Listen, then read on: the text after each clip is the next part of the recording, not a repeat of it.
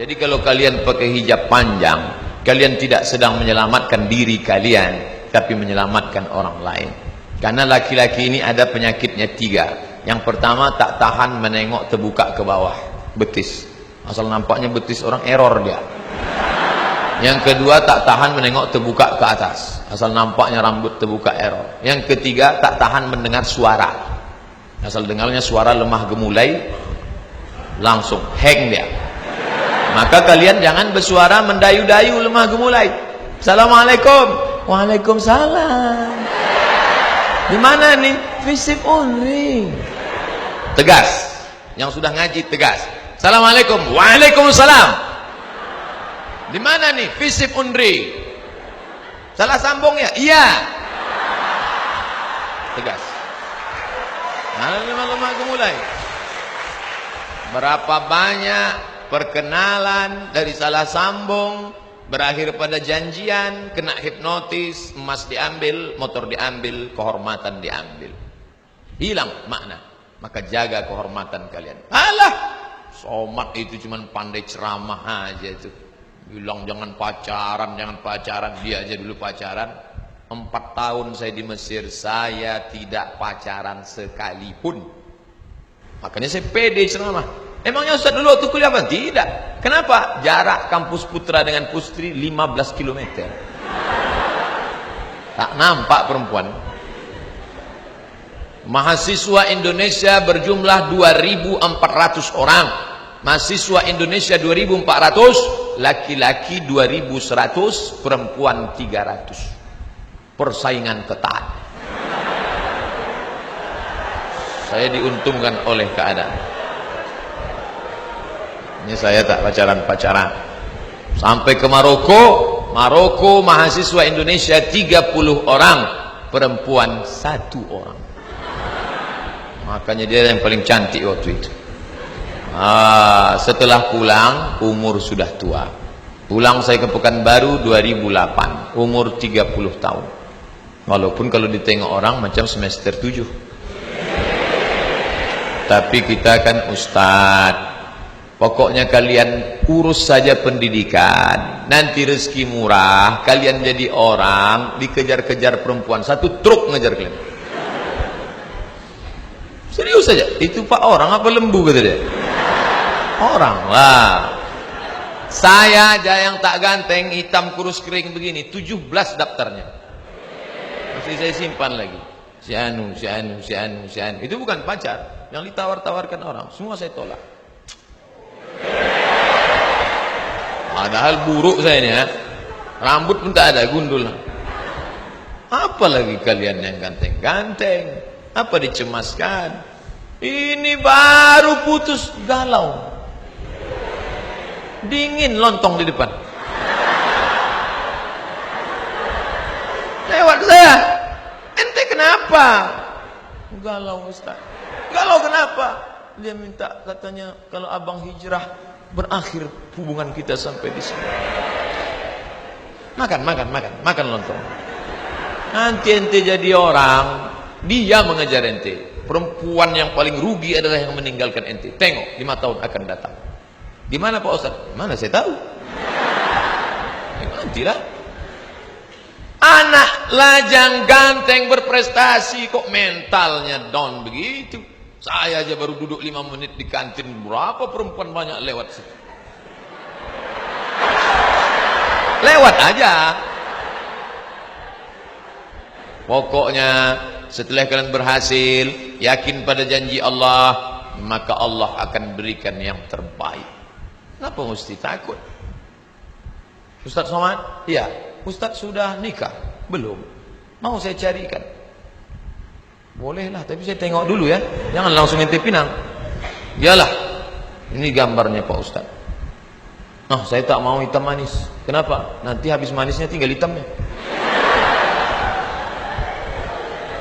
Jangan kau cari terlalu cantik. Karena kalau kau terlalu cantik, nanti kawanmu berbisik, pakai pelet ya. Jangan kau cari terlalu jelek, nanti malu kau bawanya undangan. Yang sedang-sedang saja. Idza ja'akum man tardawna dinahu, kalau kau tengok agamanya baik, jilbabnya panjang, ngomongnya tak banyak, maka dialah pilihan dunia akhirat. Ustaz, jadi Ustaz yang ini aja ya. Saya pacaran-pacaran ini tak bisa. Jadi gimana Ustaz? Tanya dia, bawa dia ke rumah saya, jumpakan sama mak saya. Nanti kalau cocok, kupinang dengan bismillah. Kalau tak sesuai Pak Ustaz, kalau tak sesuai, bunga bukan setangkai, kumbang bukan seekor. Patah tumbuh hilang berganti, hilang satu tumbuh 1000. Sudikah engkau menikah denganku, tapi engkau akan menjadi a second woman? Kok second? First, second. Kenapa aku jadi yang kedua? Amak den nan petamu. Di rahimnya kita tumpang perutnya 9 bulan 10 hari. Bersimbah darah dia melahirkan kita. Berapa kali dia tak jadi solat tahajud gara-gara kita. Berapa kali makanan hampir dia suap tak jadi karena tangis kita. Berapa kali dia tak tidur lelap malam gara-gara kita. Tiba-tiba kita bertemu dengan dia, perempuan pujaan hati, belayan jiwa. Setelah dia besar kita dewasa, emak dia siapa, ayah kita siapa, akhirnya kita diikatkan dengan kalimat thayyibah Allah, lalu kemudian kita merasa kaulah surgaku, duniaku, akhiratku. Engkau salah mas bro. Seorang anak yang sudah sukses dengan gaji, mobil besar, rumah besar, kebun besar, bini besar. Datang ibu tua renta, nak, aku nggak bisa puasa Ramadan, nak. Kata Ustadz Somad, kalau nggak bisa puasa bayar fidyah, nak. 1 hari 3 kali makan, fakir miskin 50.000. Emak nggak bisa puasa 2 hari, minjam 100, nak. Apa kata si anak? Tunggu ya mak, ku tanya biniku dulu. Neraka jahanam tempatmu saudaraku. Panas Pak Ustaz. Ambil kompor, hidupkan, letakkan tanganmu di atas. Kalau kau sanggup bertahan 5 menit, berarti kau kuat untuk masuk neraka jahanam. Suamimu itu adalah seorang laki-laki yang perkasa di hadapan Allah, tapi dia bersimpuh di hadapan orang tuanya. Kenapa? Ilzam rijlaiha fasammal jannah. Kau urus tapak kakinya, kau dapati surga di sana. Oleh sebab itu berapa banyak orang berhasil, tapi dia hidup dalam genangan air mata penderitaan karena dulu meneteskan air mata orang tua. Kalau dia hidup sekarang, belikan makanan, belikan pakaian, senangkan hatinya. Kami belum kerja Pak Ustaz, bawakan transkrip nilai mak, ini nilai. Dia pun tak tahu IP itu berapa, tapi sudah menyenangkan hatinya. Peluk cium dia. Jangan malu. Cina-cina tua, tak ada lagi rambutnya, dibawa ke mall oleh anaknya, disuapkan. Saya heran, kenapa orang Cina ini di mall Malaysia yang besar Kuala Lumpur banyak orang tua disuap anaknya. Ternyata mereka menganggap orang tua itu hanya hoki lah. Hoki kata dia, memancing rezeki dengan orang tua. Oleh sebab itu keberhasilan kalian adalah karena berhasil membahagiakan orang tua. Narkoba merusak, doa orang tua akan mendukung. Khamar merusak, pergaulan baik akan mendukung. Tapi serigala akan menerkam kambing yang memisahkan diri dari jamaah. Makanya ketika saya tahu ada jamaah di perikanan, bagus. Ada jamaah di fisip, bagus. Ada jamaah. Apa jamaah? Berkumpul bersama, sholat berjamaah, baca Quran berjamaah, iktikaf berjamaah. Buatlah komunitas ini supaya kalian terjaga. Kalau Ustadz ngaji, Ustadz Somad, judulnya tablik akbar, pengajian Yasin akbar. Tapi kalau anak muda lain. Apa kajiannya? Satnai. Hadirilah kajian pecinta hijrah, move on. Al-Quran, kunci kebangkitan ekonomi. Maghrib mengaji, talk show, iktikaf, ikhwan, akhwat, tahajud, muhasabah, solat subuh berjamaah. Datang solat maghrib berjamaah, lanjut kajian sampai isya, iktikaf tengah malam, sampai solat subuh berjamaah, langsung pengajian. Hari Sabtu 22 April 18.00 WIB Masjid Raya An-Nur. Ini siapa ini? Ustadz Muzammil Hasballah, yang suaranya Masya Allah. Muzammil artinya orang berselimut, berselimut sorban. hadir pengajian. Pokoknya di mana saja ada pengajian datang untuk menjaga diri. Narkoba, zina, pergaulan bebas. Dan yang paling mengerikan, ini yang dikatakan Pak Sekjur tadi, narkoba dia selamat, zina dia selamat. Tapi ada satu lagi, apa dia? Kenakalan intelektual dalam bentuk sekularisme. Sekuler, agama kata dia tak penting. Mau pakai jilbab, mau pakai bikini sama aja. Jenggot kata dia tak penting. Apa tuh berjenggot-jenggot? Jenggot sama bulu ketiak sama aja kata dia. Ngejek-ngejek orang. Padahal dalam Islam semua diatur. Mau masuk kamar mandi kaki kiri, Allahumma inni a'udzubika minal khubuthi wal khaba'is. Mau makan tangan kanan, bismika Allahumma ahya. Kalau ketawa berarti masih ingat doa makan. Allahumma barik lana fima razaqtana wa qina azabannar. Itu hadisnya dhaif Pak Ustaz. Oke, pakai hadis sahih. Bismillah. Mau tidur malam, bismika Allahumma. Diatur semua dalam Islam. Sedangkan mau masuk WC aja diatur Islam, apalagi memilih pemimpin. Tapi dia sekuler. Islamnya cuma 3. Lahir, nikah, mati. Lain daripada itu Islam tidak mengatur dia. Dia ke masjid cuma 3 kali aja. Pertama ke masjid kapan? Akad nikah di Masjid An-Nur. Aku terima nikahnya dengan mahar seperangkat alat sholat. Dan kitab suci Al-Quran tak pernah dibuka sampai mati, tunai. Kedua kapan? Kedua masuk masjid. Nih, tanggal merah, hari libur. Besok libur lagi. Harpitnas, hari kejepit nasional. Balik kampung. Orang kalau sudah balik kampung singgah ke masjid, mampir ke masjid, mampir ke masjid, mampir ke masjid, mampir ke masjid, mampir ke masjid. Keterangan, kencing, kencing, kencing, kencing, kencing. Singgah ke masjid kok cuma numpang kencing. Alhamdulillah, anak-anak muda kita ke masjid. Pak Ustadz, itu Pak Haji yang tua tu rajin betul ke masjid. Tak ada yang heran. Orang tua rajin ke masjid tak ada yang heran. Orang sudah diintai malaikat maut. Tapi ketika anak muda yang semangat bergelora ke masjid dia. Tadi saya tanya Pak Sekjur, siapa yang baca Quran itu? Anak fisik Pak. Saya sangka pemain naturalisasi. Saya sangka diundang anak UIN, anak pesantren untuk baca Quran. Anak fisik baca Quran yang begitu suaranya. Bayangkan kalau jadi gubernur itu nanti. Bisa dia maju jadi imam. Bismillahirrahmanirrahim. Alhamdulillahi Rabbil Alamin. Sampai pada akhir ayat waladdallin. Semua amin. Bismillahirrahmanirrahim.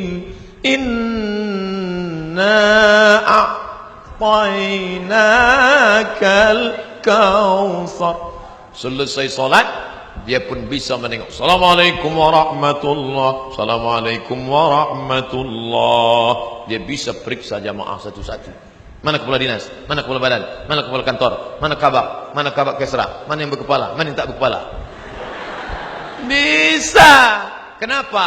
Karena dia punya segenggam kekuasaan. Kepala dinas itu pontang-panting. Masuk dia ke masjid, musola, kantor, kok bisa tak ada yang azan? Sekarang banyak orang cuek. Tapi kalau yang tadi masuk dia tak ragu hidupkan mikrofon. Orang dia biasa hidupkan azan dia. Allahu Akbar, Allahu Akbar. Orang yang sedang di kantin siapa itu? Pak Gubernur azan. Ayo kita mempatik. Apa? Banyak yang sholat tak pakai wudu.